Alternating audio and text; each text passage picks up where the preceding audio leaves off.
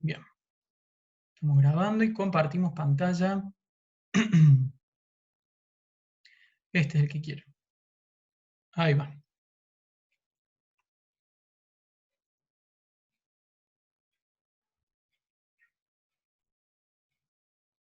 Admitir.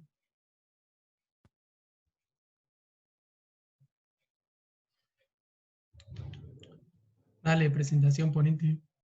Ahí está. Bueno, vamos a empezar con el balance del sodio o equilibrio del sodio como lo tiene acá Silverton. Eso, estamos en el capítulo 20 ya, ¿sí? Empezamos el viernes pasado y continuamos con el capítulo 20. Bien. Lo primero que tenemos que saber es que la concentración normal del sodio en plasma, la natremia, ¿sí?, es de 135 a 145 miliosmoles por litro de sangre, ¿sí?, por litro de plasma. Bien, ese es el rango normal, cortito, pero normal y fisiológico. Ahora bien, nosotros en los alimentos ingerimos sal, básicamente en forma de cloruro de sodio, que es la más básica que está en nuestra alimentación. Si ingresa cloruro de sodio, sal, pero no entra en ningún volumen de líquido, ¿qué va a pasar? Al mismo volumen de líquido le agrego sustancia, aumenta la osmolaridad, ¿verdad? Bien. Este aumento de la osmolaridad va a ser el estímulo para que sucedan dos cosas.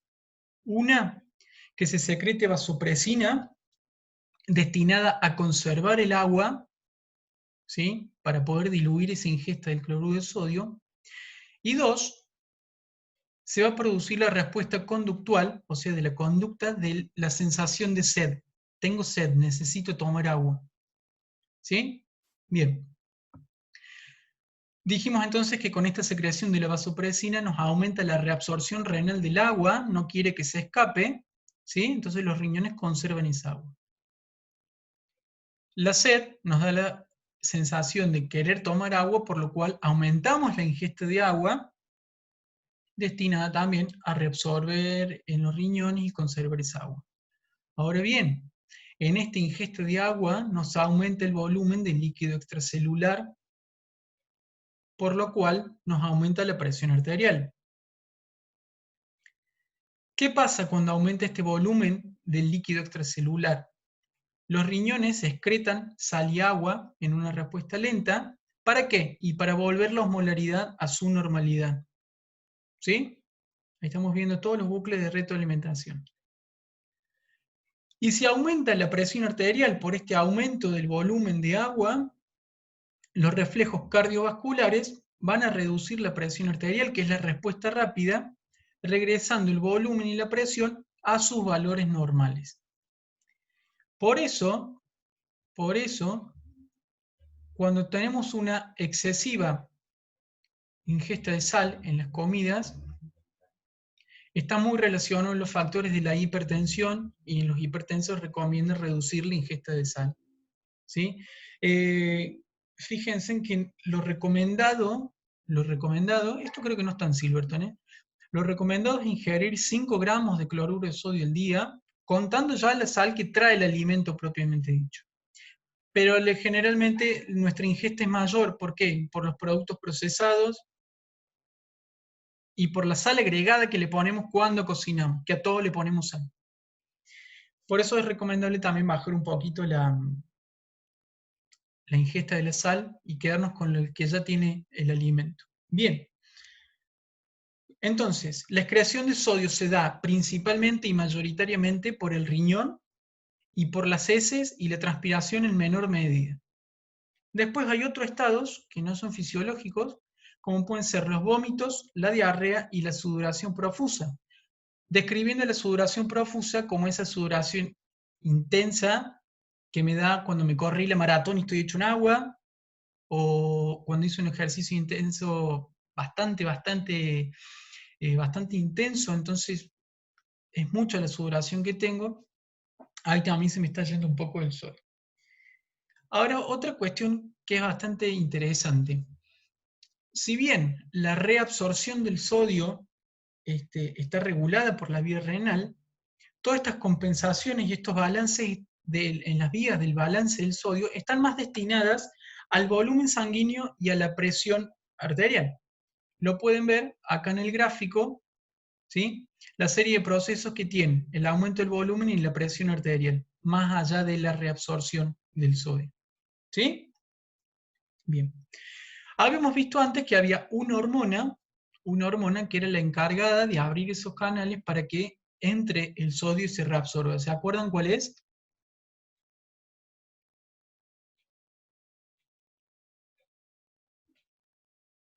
Lo vieron con Maja. Aldo.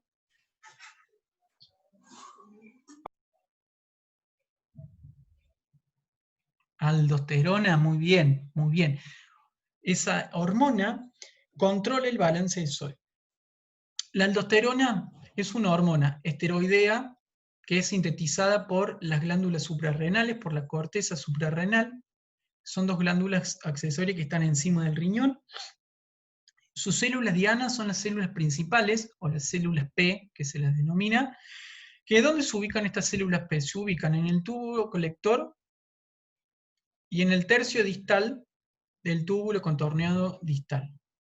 ¿Qué quiere decir esto? Tengo el túbulo distal, lo divido en tres partes, el tercio que conecta con el túbulo conector, ahí tiene las células dianas, las células principales.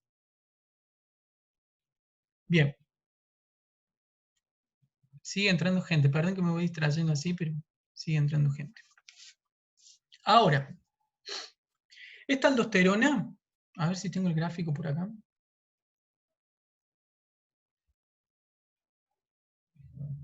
Ese no quiero, este quiero. La aldosterona, como es esteroidea, ¿atraviesa o no atraviesa la membrana? Membrana lipídica, esta es esteroidea, viene de los lípidos.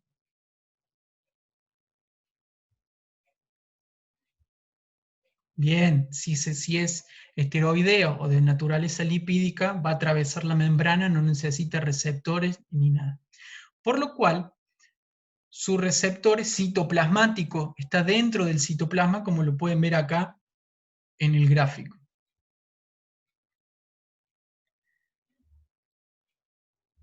Ya me voy a esto, pero quiero decir otra cosa antes. Si bien se va a reabsorber el sodio, ya estamos hablando en la parte final de la nefrona, ¿no? Estamos hablando de tubo colector, túbulo distal. Si bien se va a absorber el sodio, recuerden que ese tejido no es permeable al agua, va a necesitar de la vasopresina para reabsorber el agua, ¿sí? El agua solita no va a entrar. Me voy con la aldosterona. Se secretó la aldosterona, fue a su receptor citoplasmático. Ese receptor citoplasmático, ¿qué va a iniciar en el núcleo? La transcripción de ¿qué? De nuevos canales que va a poner en la membrana apical, o sea, la membrana que da a la luz del tubo, para poder reabsorber ese sodio que está en la nefrona. ¿Sí? Ahora bien, la aldosterona hace lo siguiente con el sodio, lo reabsorbe, pero con el potasio lo secreta. ¿Y esto por qué? Porque, ahora me voy a la membrana basal,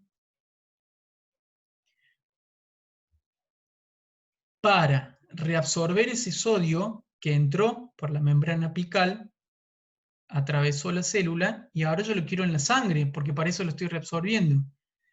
Está ahí involucrada la bomba sodio-potasio TPase. ¿Sí? ¿Qué hacía la bomba? Me saca el sodio, me entra el potasio. Ahora ese potasio está en exceso en la célula, se lo va a querer sacar de encima, lo secreta. ¿Sí? El resultado de este proceso es un aumento en la reabsorción del sodio y en la secreción de potasio a la luz de la nefrona distal. ¿Eso se entendió? ¿Keila? ¿Sí? A ver a quién más veo. Carla, Mica, Ailén, Nico, Silvana. ¿Sí? ¿Se entendió? Abril también lo veo, Meli. Bien. No tiene gran ciencia, es algo que ya hemos visto bastante. ¿Sí? Bueno. La presión arterial, acá entra mucho en juego también el tema de la presión arterial. Como les dice Fede recién, que esta vía de los balances está destinada al volumen sanguíneo y a la presión. A ver si tengo el power por acá. Esto no quiero, eso no quiero, eso no quiero, porque explica lo que ya expliqué.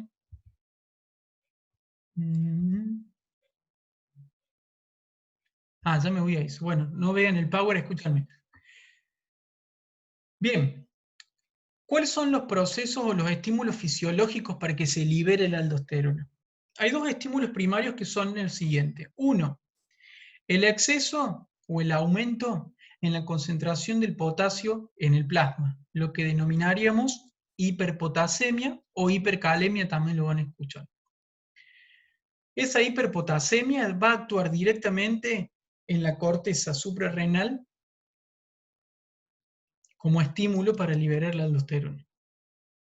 Y el otro estímulo fisiológico va a ser una disminución de la presión arterial mediante una red compleja que es la vía renina, angiotensina, aldosterona.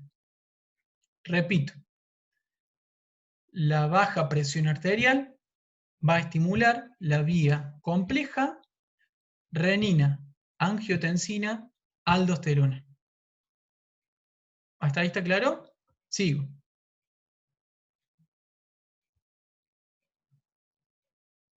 ¿Podés repetir, Fede? Sí, ¿qué parte? Que dijiste que lo que estimula esto es el exceso del aumento de... Bien. Hay dos estímulos fisiológicos primarios, que son el aumento del potasio en plasma, que es la hiperpotasemia o hipercalemia con K, que va a actuar directamente en la corteza suprarrenal, o el otro estímulo fisiológico es la baja de la presión arterial, que estimula la vía compleja del sistema renina-angiotensina-aldosterona. Ahora hay otros factores que no son fisiológicos, que están relacionados con lo patológico, que son por la deshidratación, o sea que no hay compensación de líquidos, estoy deshidratado, perdí líquidos, va a hacer que aumente la osmolaridad del líquido extracelular. Y otro va a ser la hiponatremia. ¿Qué es la hiponatremia? Hipo bajo, natrio de natrium, sodio, emia en sangre, bajo sodio en sangre, hiponatremia. Esos son dos factores asociados con patología que también van a estimular la secreción de la aldosterona. Se los escribo. Hiponatremia. No me escribe esto. Bueno, solo si lo podés escribir. Tengan presente estos nombrecitos que le decimos: hiperpotasemia, hiponatremia, hipercalemia, porque va a estar en toda urgencia, sobre todo cardíaca, van a estar estos nombres.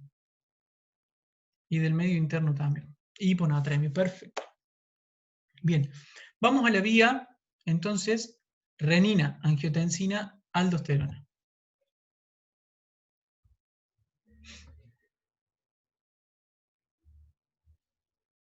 Esto quiero. Entonces, como dije, viendo con la baja de la presión arterial, va a pasar lo siguiente. Vamos primero a lo que sucede en el cuerpo y después cómo llegamos a la angiotensina 2. Si hay una baja de la presión arterial, va a haber una baja en la tasa de filtrado glomerular. Si es poco el filtrado glomerular, va a ser poco el transporte de cloruro de sodio. ¿Sí? Bien. Esa baja en el transporte del cloruro de sodio y en el filtrado va a ser detectado ¿en dónde? En la mácula densa del túbulo distal que pasa entre las arteriolas. ¿Se acuerdan? Bien.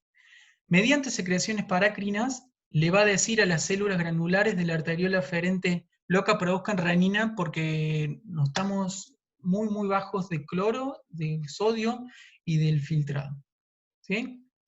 A su vez, que en el centro de control cardiovascular va a aumentar la actividad simpática de las neuronas eferentes de ese centro para decirles también a las células granulares: secreten renina, secreten renina.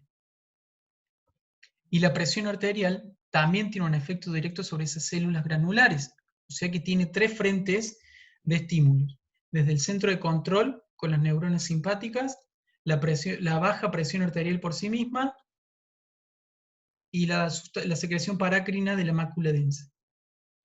¿Sí? Bien. Vamos a esta vía y a esta cascada. Nuestro hígado, que además de ser un excelente filtro, produce una cantidad de sustancias y de proteínas enorme, produce un precursor plasmático que es el angiotensinógeno. Todo lo que termina en ógeno es precursor, origen, el sustrato para que después surja algo nuevo. Esta renina convierte o activa a ese angiotensinógeno en angiotensina 1 en el plasma. Angiotensinógeno, ahora tengo angiotensina 1. Bien, digamos, si yo tengo angiotensina 1, ¿para qué necesito transformarla en angiotensina 2? No está muy bien estudiado esa parte, pero como que la angiotensina 1 es como muy débil todavía para lograr los efectos que queremos lograr.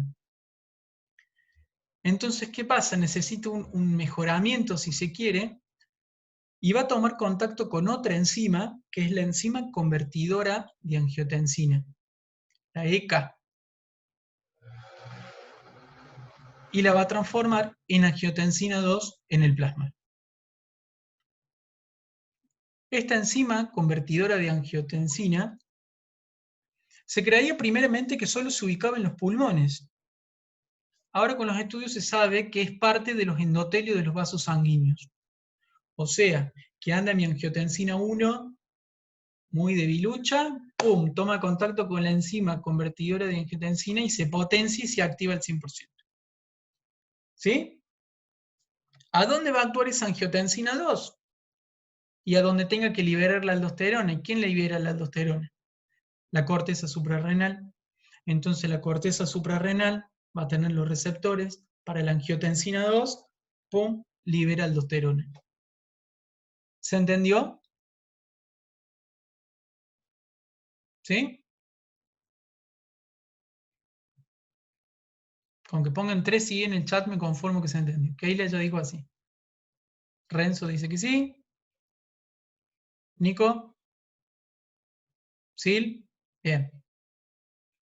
Bien, bien, bien. Bueno, esa es básicamente la vía renina-angiotensina-aldosterona. Ahora, tengo los machetes acá al lado. Ya hablé de estos estímulos que van a producir la liberación de la renina, ¿no es cierto? Las vías simpáticas, la presión arterial por sí misma en las células granulares y la liberación de las sustancias paracrinas de la mácula densa en el túbulo distal.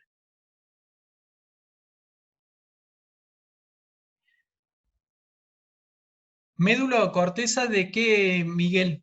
Yo acá, los receptores, estoy hablando de la corteza suprarrenal. Ya no es en el riñón. No, no, no. Esto es en las glándulas suprarrenales. Son glándulas que están por encima del riñón. Ahí es donde van a actuar y son ellas las que liberan la aldosterona. Bien.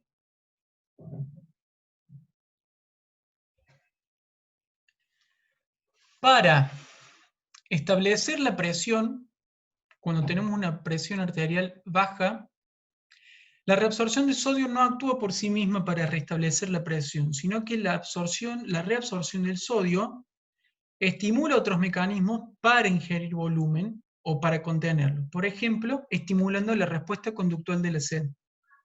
Entonces, mi riñón capta sodio para que a mí me dé sed y me obligue a ir a tomar agua y poder restablecer la presión a sus valores normales.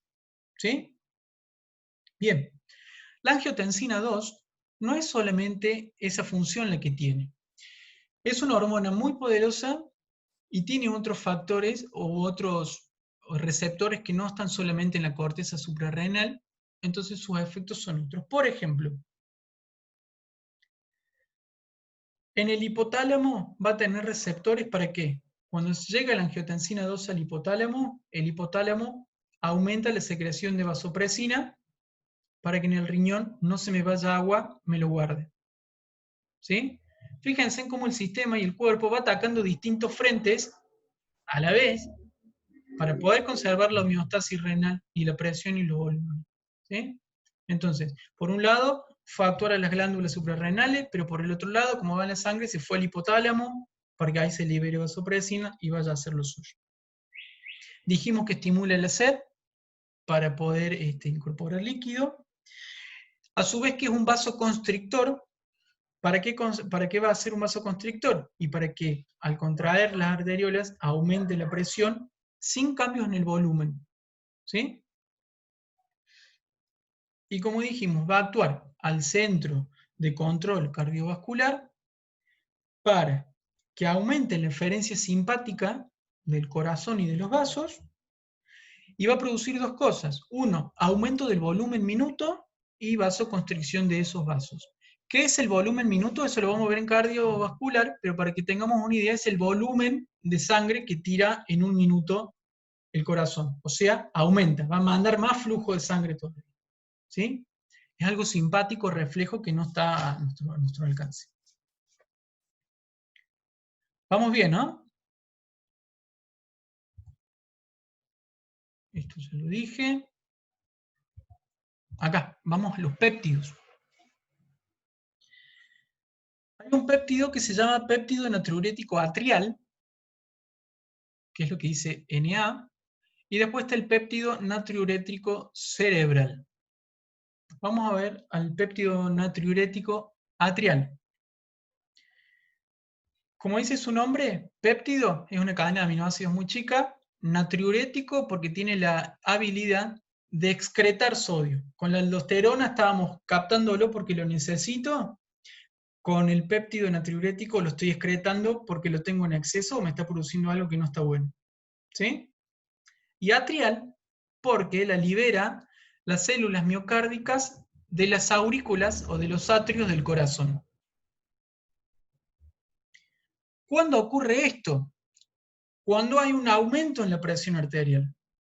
Si hay un aumento en la presión arterial, el corazón siente esa presión en las paredes, ¿sí? Por lo cual sus células, su tejido se estira más de lo normal y dice, pará, mira lo que está pasando, está entrando más presión acá en los vasos y en el corazón. Ese es el estímulo para que esas células del miocardio atrial liberen el péptido. Está en estudio esto de los péptidos porque no se sabe muy bien los mecanismos de acción. Sí se saben los efectos, pero no tanto los mecanismos. ¿Cómo actúa el péptido natriurético atrial? Mediante segundos mensajeros del GMP cíclico. Estoy conectando con comunicación celular. ¿Qué va a producir esta secuencia de segundos mensajeros del GMP6 cíclico? Un aumento de la excreción del sodio y del agua. Necesito bajar la presión, necesito bajar volumen. ¿Cómo se piensa que se logra esto? Y se piensa que se logra aumentando la tasa de filtración glomerular, o sea, filtrando más volumen, porque aumenta la superficie de filtrado. Más superficie de filtrado, más plasma puedo filtrar en el mismo tiempo. ¿Sí? Eso es lo que se piensa que hace. Y con respecto al agua, lo que hace es disminuir la reabsorción de agua en el túbulo colector. Por lo cual, orino más. No sé si alguien sufre de hipertensión o ha tenido algún episodio de tensión alta. Después de ese episodio o durante, es normal que la gente vaya a orinar mucho o nos hagamos pis a cada rato.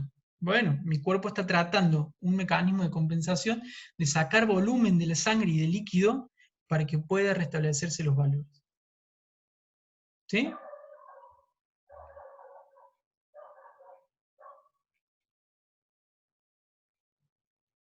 Decile a Maribel, por favor, Melina, que no me figure como que esté pendiente de ingresar. ¿Sí? Por una situación de estrés. A mí también a veces me sube mucho la presión y es, ay, a cada rato ir al baño a hacerle pis. Bueno, hasta que se restablecen los mecanismos, si fisiológicamente se pueden restablecer. Y ya si no se pueden restablecer, y bueno, ya estamos hablando de algo más patológico crónico, iremos a la medicación. De hecho, por ejemplo, este accionar de la angiotensina 2 que les mencionaba antes, hay muchos mecanismos, muchos medicamentos contra la hipertensión que inhiben la síntesis o la conversión de la angiotensina 2, para que no se reabsorba sodio, no se reabsorba agua y pueda bajar un poco la presión. Ese es uno de los mecanismos farmacológicos para tratar la hipertensión. Otro de los efectos que tiene el péptido natriurético atrial es de inhibir la vía de la renina-angiotensina-aldosterona.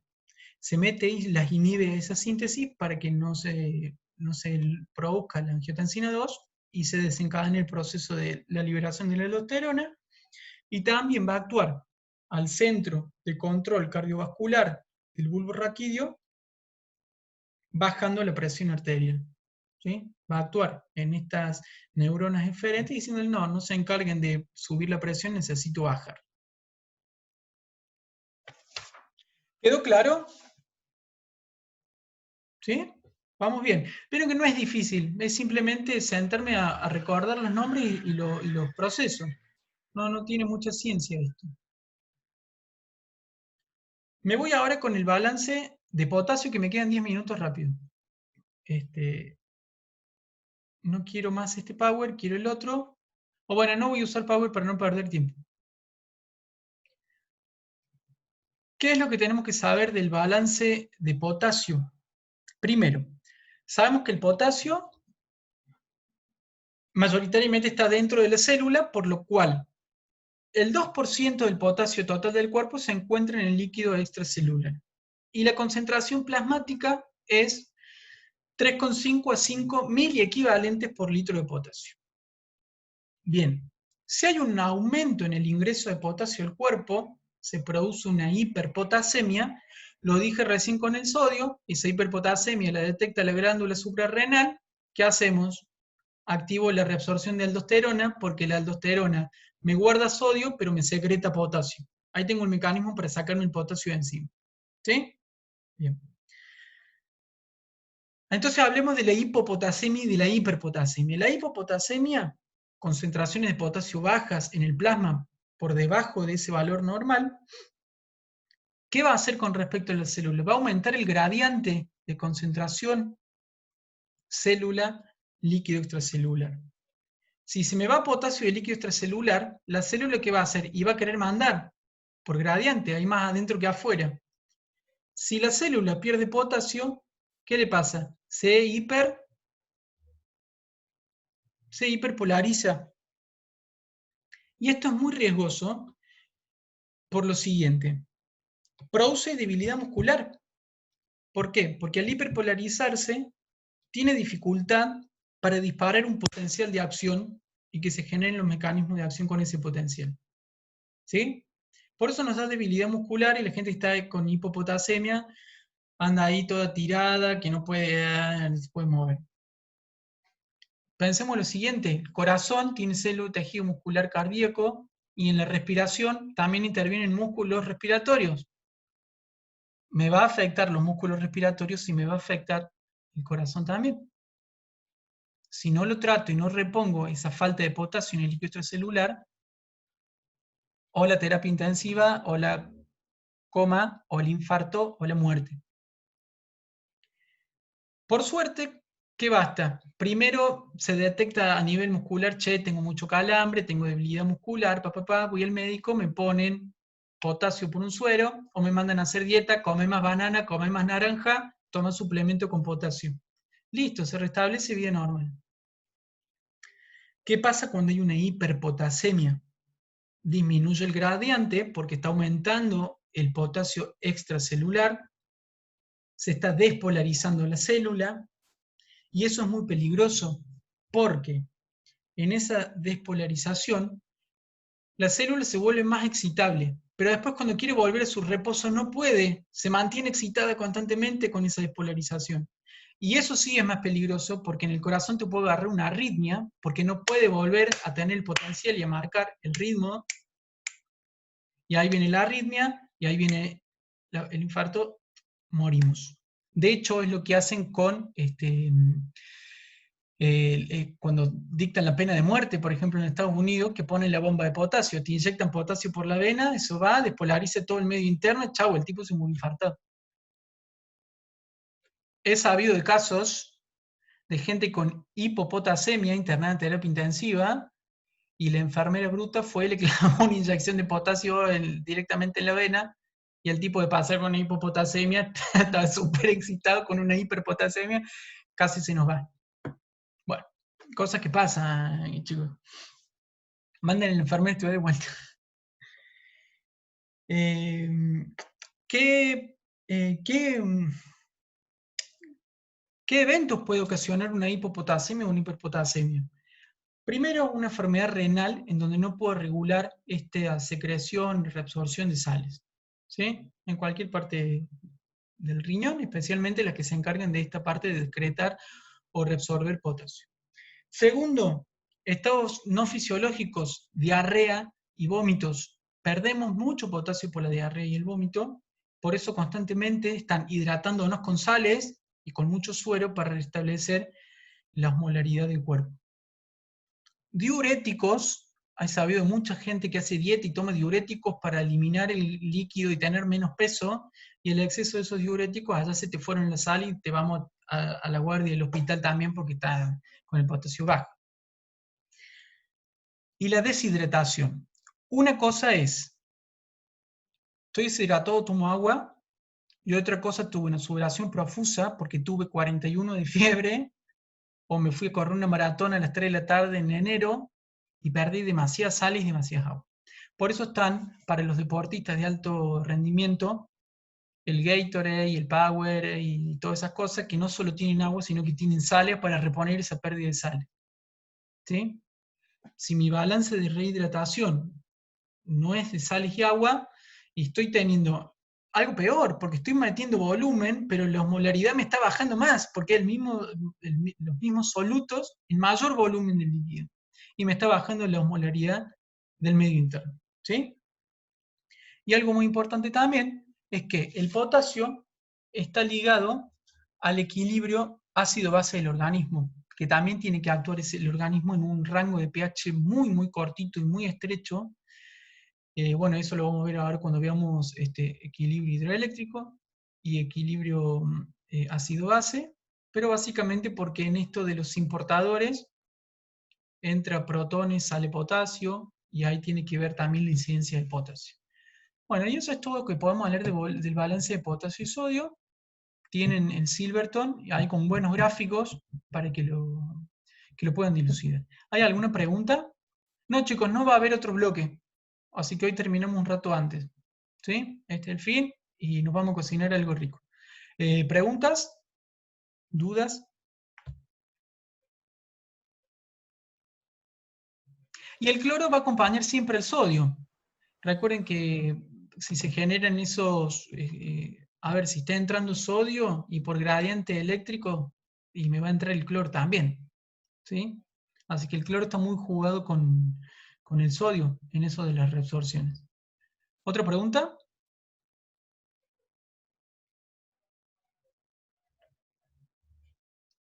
¿No? Bueno, aprovecho estos minutos para contar un poquito del laboratorio también.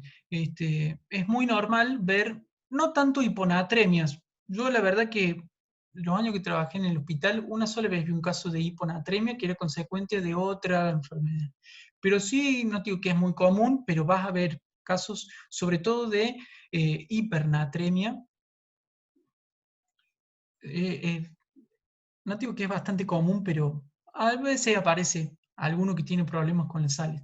Y como decimos con Winch en el bloque anterior, no solamente es por problemas en la reabsorción o en la excreción, a veces eso funciona bien, pero hay alguna otra enfermedad de base o alguna otra condición que nos provoca o que se nos vaya. El ibuprofeno, por ejemplo. El ibuprofeno no lo podés tomar más de 3 días porque te genera una insuficiencia renal aguda.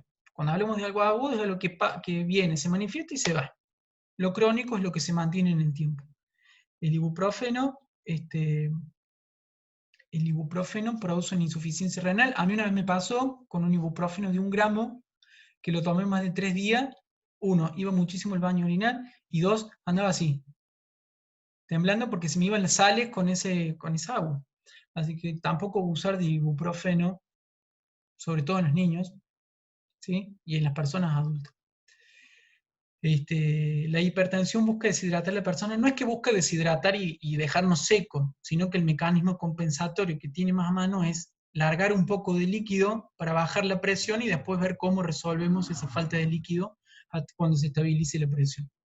Bueno, gente, se nos acaba un minuto, que tengan linda noche, nos vemos el viernes con los otros temas que corresponden al capítulo 20 y pónganse en el día, vayan estudiando que se nos acerca el parcial, ¿sí? Abrazos para todos y todas.